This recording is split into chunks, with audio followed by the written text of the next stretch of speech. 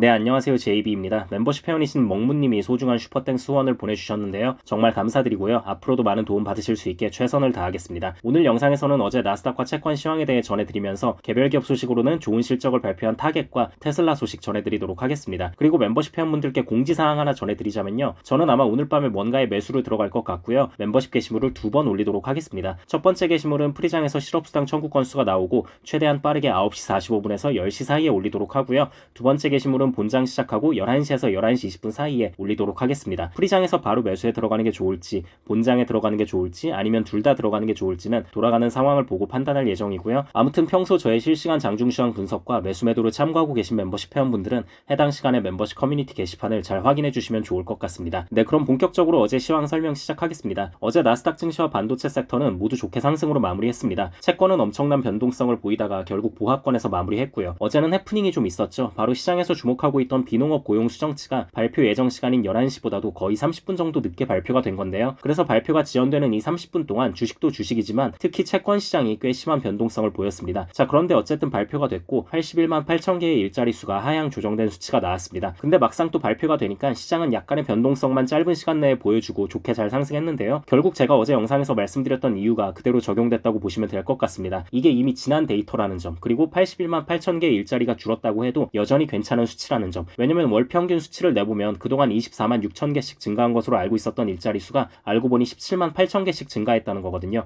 오히려 더 좋은 거죠. 경기는 확 죽지 않으면서 서서히 둔화되고 있다는 거고, 이렇게 되면 임금 인플레도 잘 잡으면서 연준의 금리 인하에도 정당성을 부여해주는 좋은 수치라고 시장은 판단을 했습니다. 거기에 또 애초에 100만 개까지 하향 조정될 수 있다고 월가에서도 예상치를 제시했었고, 시장은 이 수치에 대해서도 각오를 하고 있던 상황이었기 때문에 오히려 80만 개에 그쳤으니 다행이다 하면서 안도한 부분도 있었다고 봅니다. 그리고 몇 시간 뒤 FOMC 회의록이 공개되자 시장이 또 한 차례 좋게 반응을 했는데요. 사실 우리 모두가 다 예상했던 내용 그대로 나왔습니다. 파월이 FOMC 기자회견에서 말하기를 지금 당장 금리 인하를 해야 하는 거 아니냐는 논의가 있었다고 언급을 했었잖아요. 그래서 그냥 뻔히 다들 아는 내용이었음에도 불구하고 이제 시장이 경기 침체라는 악재를 걷어내고 상승으로 가닥을 잡으려다 보니까 이것조차도 끼워 맞추기식으로 호재로 받아들이면서 어제 좋게 상승을 했고요. 또 연준이 금리 인하를 무조건 할 수밖에 없겠구나라는 기대에 힘입어서 20년물 국채 입찰도 좋게 잘 마무리될 수 있었습니다. 그리고 개별 기업 소식 전해드리자면요. 일단 타겟이 굉장히 좋은 2분기 실적을 발표했습니다. 타겟도 월마트처럼 물건을 저렴하게 팔기로 유명한 곳이지만 아무래도 사람들이 타겟을 갈 때는 주로 임의 소비재 쇼핑을 하러 가는 경우가 많습니다.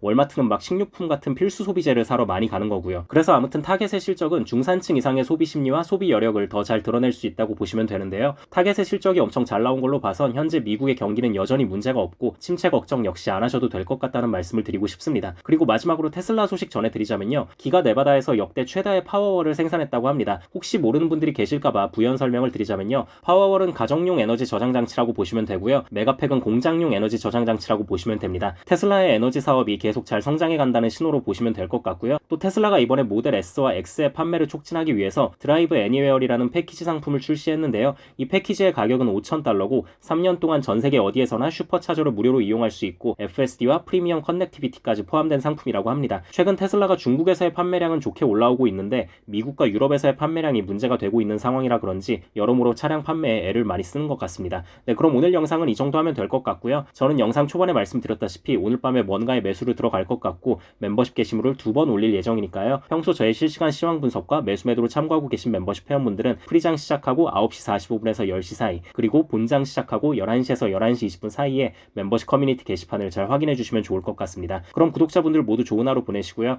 멤버십 회원분들은 오늘 밤에 미국장 시작하면 그때 또 다시 뵙겠습니다. 감사합니다.